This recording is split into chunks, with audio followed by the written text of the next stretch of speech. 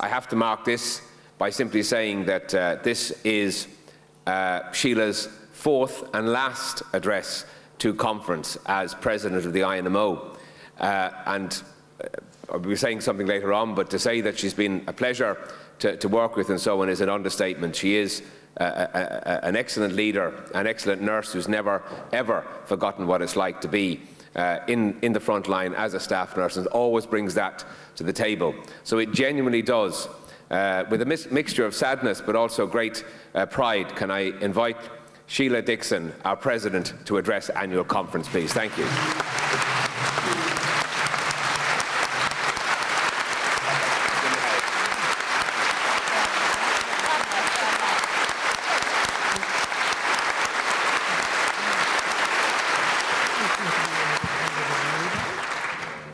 Thanks very much, Liam.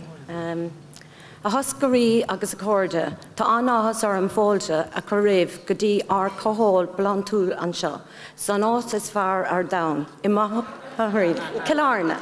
Is é an seo an 8 bliain don marúachtarán ar an cumann bra seo, agus is cos mór bród agus múirtas dom gur pásanta Mahirma.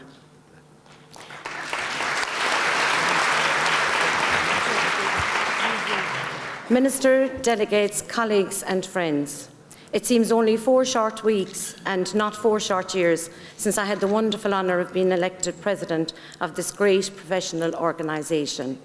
In these 4 years, I've had the privilege of representing this organisation at home and abroad on a wide range of issues. During this period, I have been left with the indelible memory of meeting members working all over the country, constantly seeking to improve upon excellence and to meet the very legitimate demands and concerns of their patients. In my mind, my heart and my soul, every nurse and midwife who goes to work every day striving to deliver these ideals is a quiet hero in these most difficult and dark times. I want to begin this, my last address to conference, by saying how proud every member has made me and how much I have learned from each and every one of you as we have discussed the reality of your working lives over the past 4 years. One bright side to travelling and meeting members at work is that I no longer need a sat-nav to bring me anywhere in Ireland, whether it be Letterkenny, Belmullet, Dundalk, Wexford, Cork, the Midlands, Limerick, or even my own beloved Kerry. I feel at home in every branch, and I have always felt I was amongst friends, and for that I will always be grateful.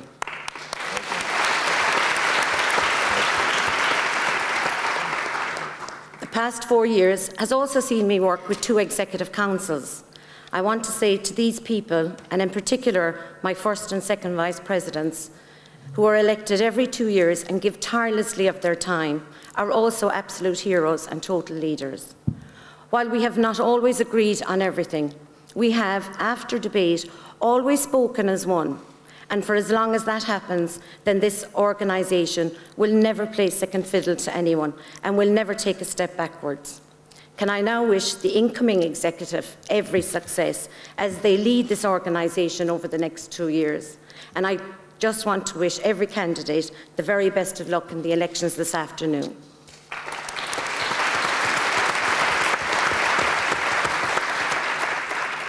I became president of this organisation, as you know, in 2008, when the country was about to hit the most sustained recession in anyone's memory. As I have said in my previous addresses to annual conference, it remains my firm conviction that ordinary taxpayers are paying an extraordinary high price for the greed and disgraceful behaviour of bankers, speculators, large builders and risk-taking bondholders.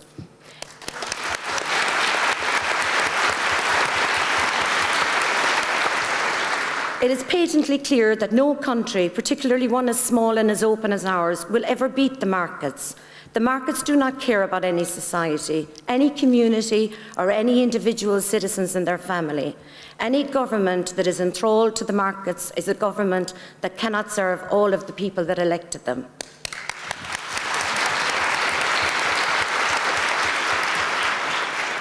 Against this background, we all know that law-abiding taxpayers have been severely hit and essential public services are now unable to meet the demands being placed upon them. On top of this, we have the reality facing Irish families of parents seeing their children emigrating to far-off shores to make a living and to make lives for themselves. In nursing and midwifery alone, the past year has seen almost 2,000 of our fellow professionals seek the necessary documentation to allow them to move abroad to practice their chosen profession. The loneliness and heartbreak of separation are now realities for families in every parish in this country. Minister, against this background, the last thing that ordinary, tax-compliant and law-abiding families need is to be lectured by those in government. We do not need to be told, as some of your colleagues seem to relish, that workers, and particularly public servants, do not fully understand the plight of the country, and that we do not fully get the seriousness of the situation. Indeed, Minister, you were quoted recently as saying on a previous visit to County Kerry that nurses need to come to the party, and that we have to understand there are 425,000 people unemployed who wanted a job. Minister, on behalf of the 40,000 members that I represent and their families, let me tell you, we do not need to be lectured. We do not need...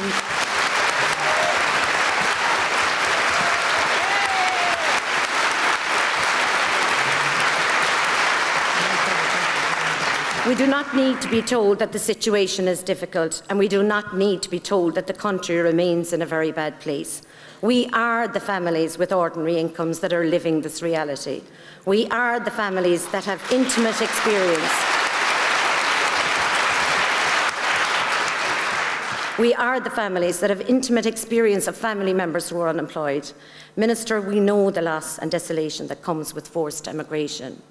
Finally, we certainly do not need to be lectured by a government that pays its advisers above the stated salary cap.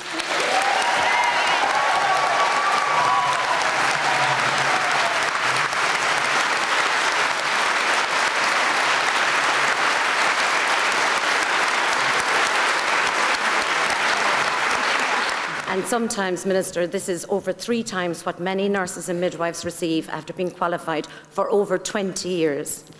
In short, Minister, the Cabinet need not worry. The ordinary, decent people of Ireland most certainly get the situation.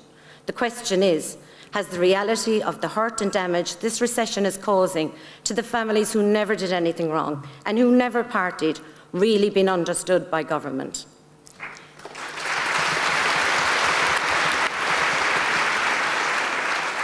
In the context of tackling our economic problems and adhering to the programme set down by the Troika, I am obliged to ask the question, when will it be realised that austerity is not solving our problems? What this country needs more than anything is a financial stimulus that will promote and sustain employment. In that regard, I very much welcome the investment strategy recently announced by the Irish Congress of Trade Unions, which would see our pension reserve fund, together with funds from private pension schemes, in return from being exempt from the pension levy, injecting funds into Irish infrastructure and Irish employment. This off-balance sheet injection of up to 10 billion is a very worthwhile policy and one that needs to be considered by government.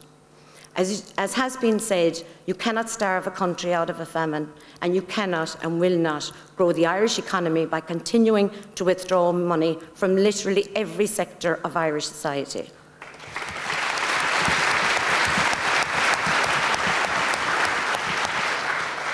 The forthcoming referendum on the EU Fiscal Treaty is one of the huge significance and one of the most important decisions Irish people will have made in generations. I call upon every member to look closely at the situation, fully equate themselves with the realities of both options, and to participate in the democratic process.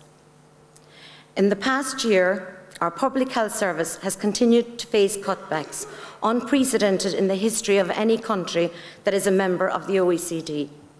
The recruitment moratorium, as we have heard throughout this conference, remains a most destructive and irrational tool, which has, is and will continue to do huge damage to frontline public health services.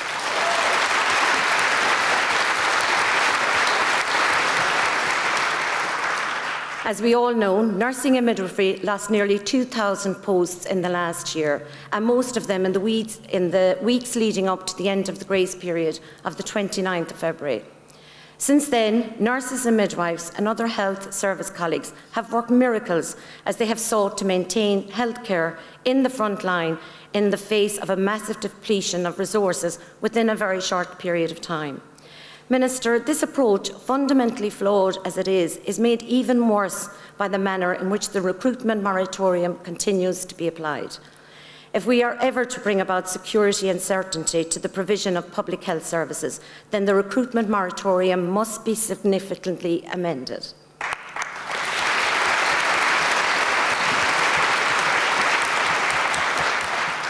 We cannot and we will not continue the pretence that the care available to patients, clients and other service users can be maintained in a safe manner in the face of such unmanaged staff reductions. During the past year, this organisation has become increasingly concerned about the ability of nurses and midwives to deliver safe care due to the staffing and other cutbacks. The working environment of frontline nurses and midwives have been further compromised, as we have heard again and again at this conference, by the daily realities of overcrowding of wards with additional beds or trolleys, while other wards in the same hospital or nearby hospitals are closed. Increasing use of the flawed and failed tool of the full capacity protocol by a number of hospitals across the country to effectively hide the number of patients who are on trolleys due to the excessive demands.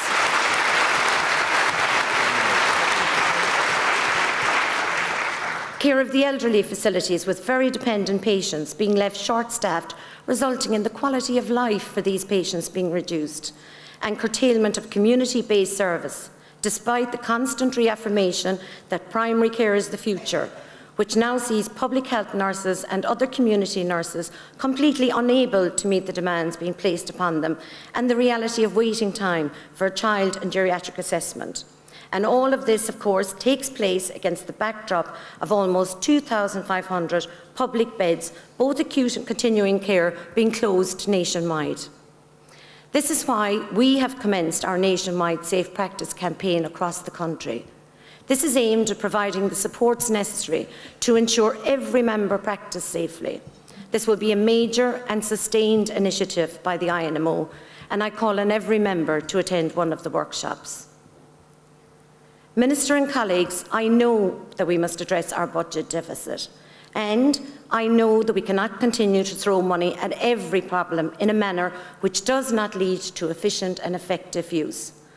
However, I also know to leave patients waiting for care, to discharge from hospital before they're in a position to look after themselves, and to leave people at home waiting for elective treatments or home visits that are continuously delayed is equally as wrong and cannot continue.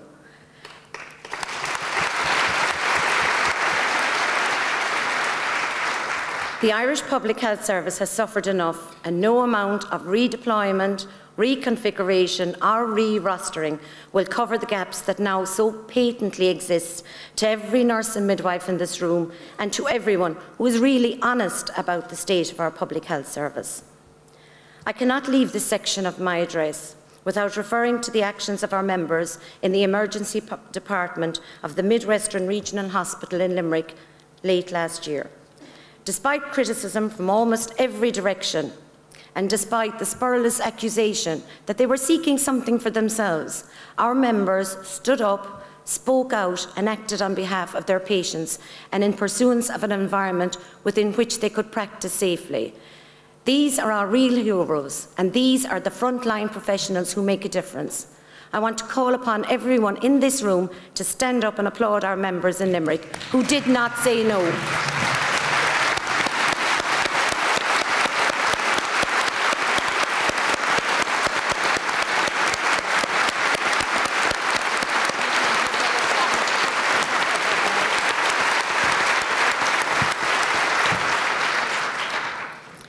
It is also appropriate at this time that I refer to, and the Minister alluded to it, the work of this Special Delivery Unit in the Department of Health.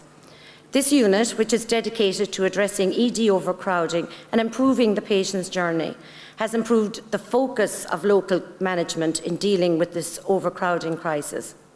Our Trolley Watch survey that was published on the first day of conference confirmed progress has been made. However, much more work needs to be done as this continues to be the blight on our public health service. The INMO has in the past 12 months worked closely with the SDU, and indeed we had an address from Tony O'Brien on Wednesday evening, and we will certainly continue to work with this unit as it seeks to improve the care and work environment, notwithstanding the shortage of resources and attempts by others to put the budget before the patient. Minister, you have always argued, both in opposition and more recently as Minister, that money must and should follow the patient. You have stated that care must be delivered as near to the patient's home as possible. This core policy is absolutely correct and one which the INMO warmly supports. However, Minister, I have to tell you that over the past year, money has continued to follow and to be lost in the layers of bureaucracy and inertia that continues to exist in our health system.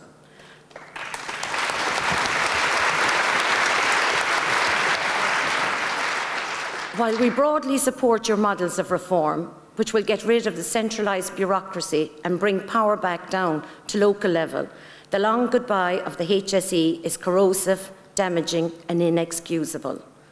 The new structures comprising hospital trusts, primary and continuing care trusts and the integrated care agency must be introduced and delivered without delay. These reforms, the third in less than a decade, must finally rid us of that expansive layer of senior general management grades.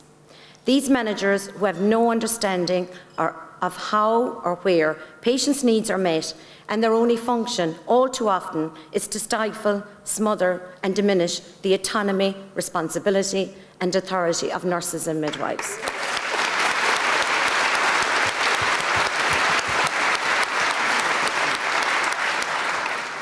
For absolute clarity, let me repeat on behalf of the INMO that we will support every member who states that staffing levels are inadequate to meet patients' needs. We will never accept the voice of nursing and midwifery being ignored. And in the coming year, Minister, we will judge progress on your reform programme by how the new structures empower nursing and midwifery to protect and deliver safe patient care.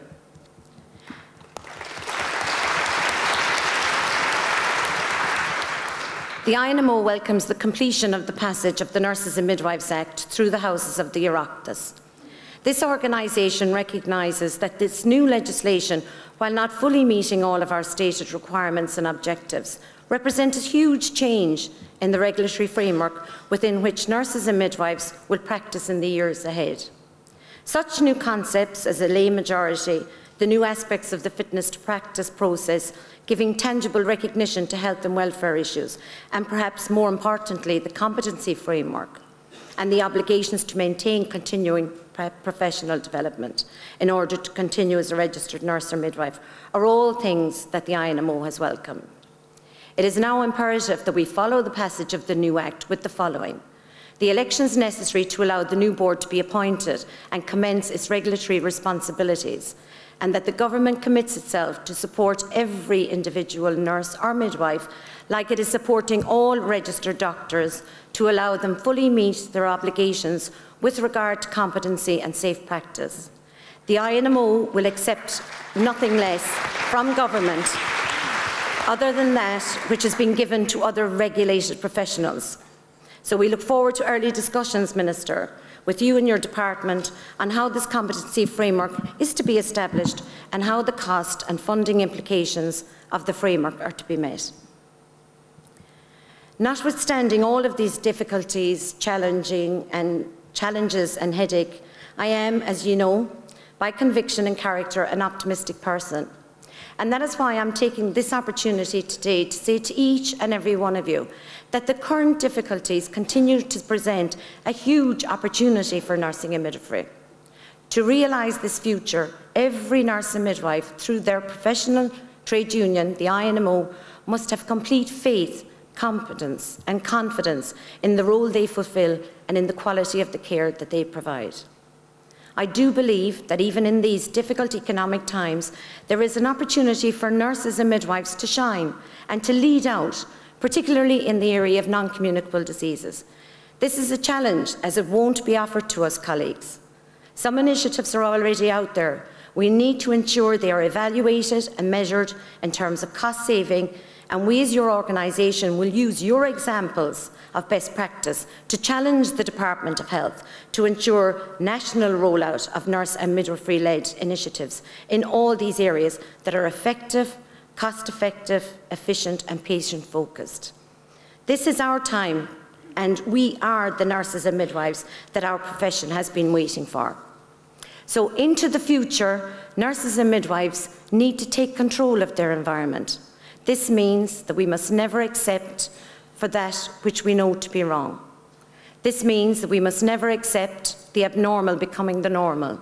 And that means we must never lower our standards, regardless of the pressures of lay management in terms of delivering care, attention and time to our patients. So I say to all of us, we must sit up, stand up, speak out and work together and make the future one which, while different, can also be better for both the patients we serve and for the professions of nursing and midwifery. As I reach the end of this, my last address to annual conference, I want to just reflect briefly on some of the highs and lows over the past 4 years.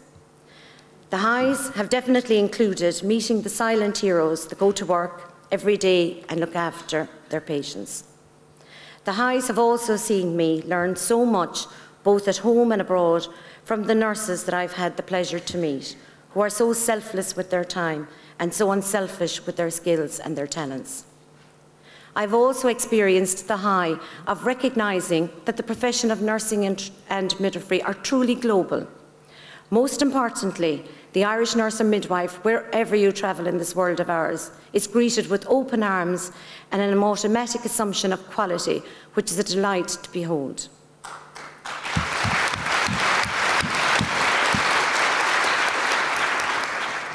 On a very personal level, another high for me has been my involvement with the development of a wellness centre in Ethiopia for healthcare workers and their families. I am proud that during my term of office, the INMO is assisting with this development in partnership with the International Council of Nurses and our Ethiopian colleagues, and we will be represented on an ongoing basis on the management of this centre. This is real partnership at work, and this will make, I promise you, a real difference to the staff providing healthcare in this developing country. It is my dream that within a very short period that INMO members will be able to go over to this wellness centre to both educate and be educated in an environment which is totally stimulating but yet so challenging. This is a really good project and one which all of us in the INMO should be rightly proud.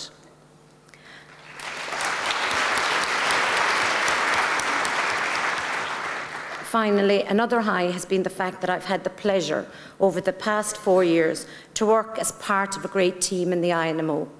From local representatives to the tireless and unseen work of branch officers, the full-time staff of the organisation and the Executive Council, I have and will forever marvel at their commitment and wonder at their steely determination, knowledge and conviction to do what is right for patients and members.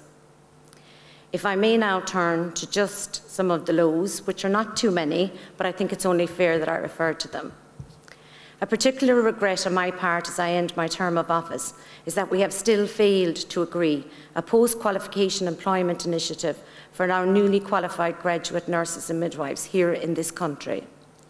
Minister, you just mentioned briefly a short while ago in your own address that the undergraduate programme was under review and that it was welcome and everything else. We welcome the review and we've spoken about the need for data and everything else in reviews, but when are you going to employ these newly qualified graduates?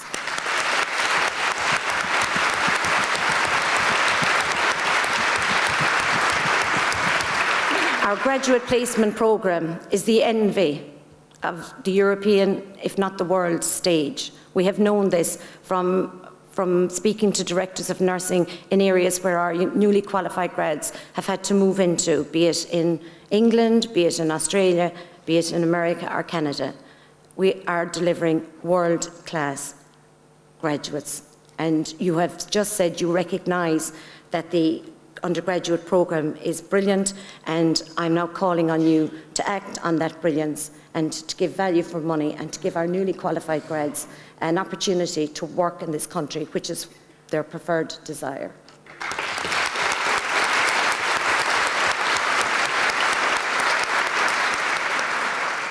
A second regret has been the erosion of the status of the Chief Nursing Officer post in the department in recent years. The Commission on Nursing, when it reported in 1998, clearly outlined a senior role for the Chief Nursing Officer of this country. It would head up a unit, advise the Minister directly, actively review, evaluate and bring forward policy initiatives with nursing and midwifery at their core. In recent years, this position has been eroded, and it is my sincere hope now that the post has fallen vacant and is to be filled, that the Minister and the Department will acknowledge the importance of this post.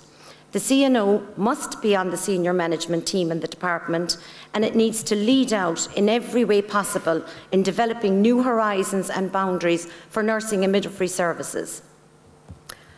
I suppose, just on a lighter note, a third regret I have is that later tonight at our gala dinner, I cannot have the pleasure of having the Sam Maguire Cup present on this occasion.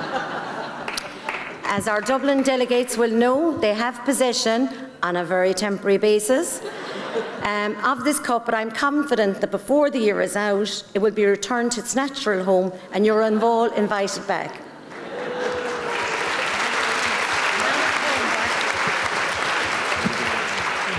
So, friends and colleagues, here we are on the last day of my 4-year term as President of the Irish Nurses and Midwives Organisation.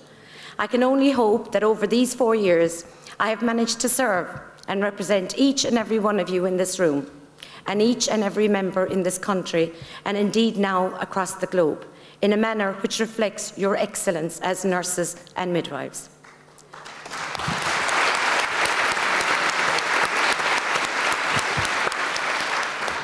These 4 years have given me so much, and I have experienced such warmth and energy that I still feel there is so much more to do and that we're only warming up. As you know by now, I am so very proud of my hometown of Killarney and my county of Kerry. However, I now realise that my home is wherever a member of this great organisation is working, delivering world-class care to their patients. All I can do is to say thank you to all of you for having me as your President for the past 4 years. I promise you I will never stop working for the INMO. I'm absolutely certain that while the clouds are dark at this time and a perfect storm is raging, through working together within the most dynamic organisation for nurses and midwives to be found anywhere in the world, we will succeed, we will survive, and we will realise our collective dreams. So let us walk forward, let us never look back, colleagues, and together we can make tomorrow a better place. Gurun Míle Maith.